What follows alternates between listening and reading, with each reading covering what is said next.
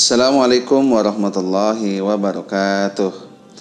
Bismillah, alhamdulillah, wassalatu wassalamu ala rasulillah wa ala alihi wa sahbihi wa mawalah wa man tabi'ahu ila yaumil qiyamah. Asyhadu an la ilaha illallah wahdahu la syarikalah wa asyhadu anna Muhammadan abduhu wa rasuluhu la nabiyya wa la rasula ba'dah.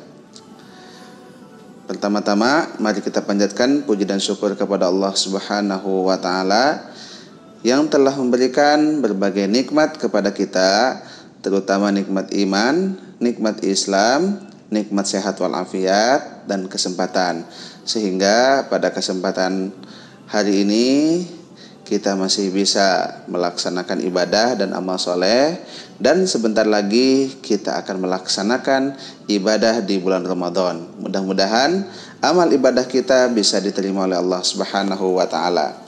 Salawat dan salam semoga tercurah limpahkan kepada Nabi kita, yakni Nabi Muhammad sallallahu alaihi wasallam. Tak lupa kepada keluarganya, kepada para sahabatnya, kepada para tabi'in yang selalu istiqomah di jalannya, dan mudah-mudahan kita bisa mengikutinya. Di tengah situasi wabah corona yang masuk ke negeri Indonesia, kita sebagai seorang muslim hendaklah kita kembali kepada ajaran agama kita, di mana ada cara menghadapi virus corona atau COVID-19 dan hikmah di balik adanya virus tersebut. Berikut ini beberapa kiat-kiat yang dapat kita tempuh sebagai seorang muslim dalam menyikapi wabah virus corona yang sedang mewabah saat ini. 1.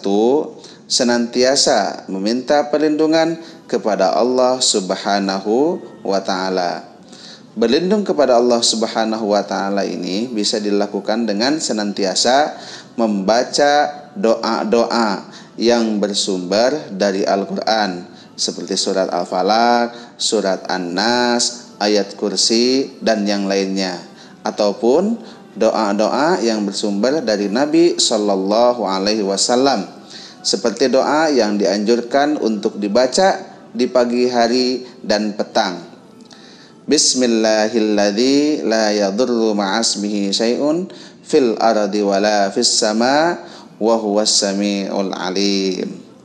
Dengan nama Allah yang tidak membahayakan dengan namanya segala sesuatu yang ada di langit dan yang ada di bumi, dan ialah Allah Maha Mendengar lagi Maha Mengetahui.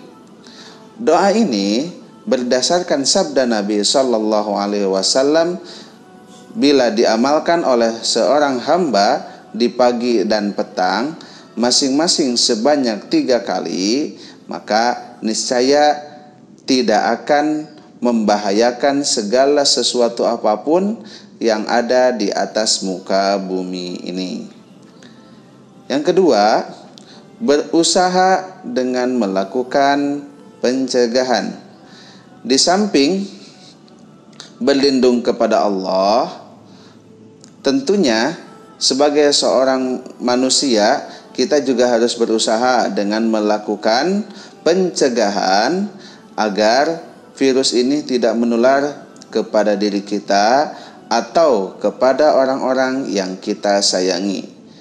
Di antara usaha yang harus kita lakukan adalah dengan mengikuti cara-cara yang dianjurkan oleh para ahli dalam bidang ini, seperti rutin menjaga kesehatan, rutin mencuci tangan, rutin memakan makanan yang bergizi dan yang baik, rutin memakai masker di keramaian, serta menghindari keluar rumah dan berkumpul di tempat keramaian bila tidak diperlukan. Adapun usaha yang lebih besar adalah melaksanakan aktivitas di rumah.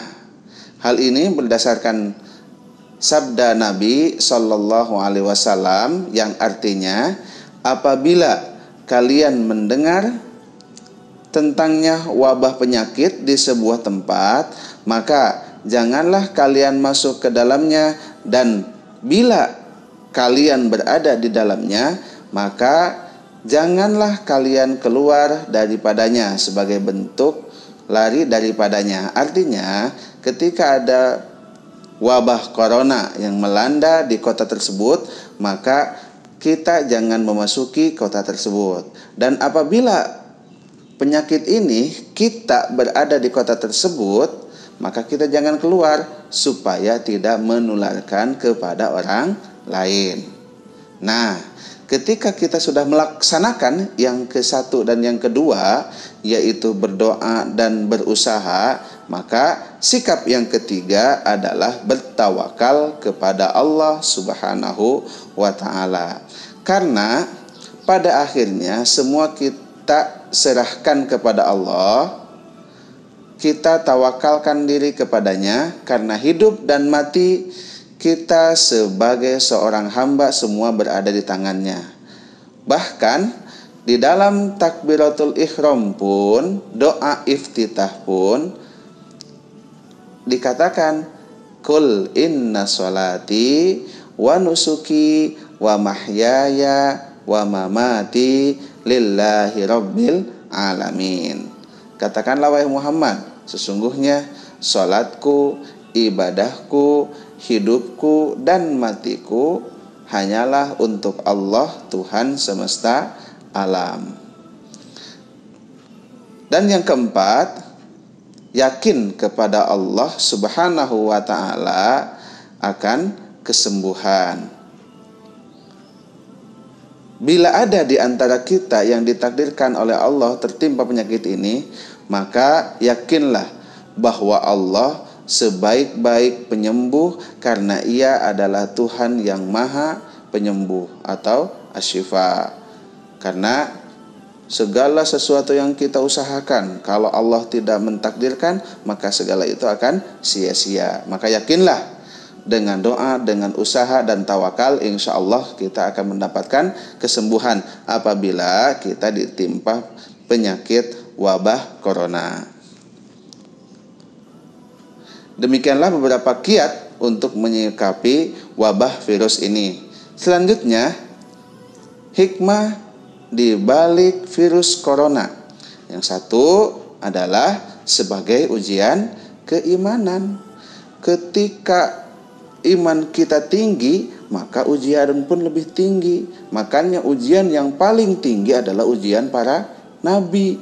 Dan di antara para nabi, ujian yang paling tinggi lagi adalah Rasul yang mendapatkan gelar Ulul Azmi. Kita sudah tahu kan, Rasul yang mendapatkan gelar Ulul Azmi siapa saja? 1. Nabi Nuh, 2. Nabi Ibrahim, 3. Nabi Musa, 4. Nabi Isa, dan yang terakhir Nabi Muhammad.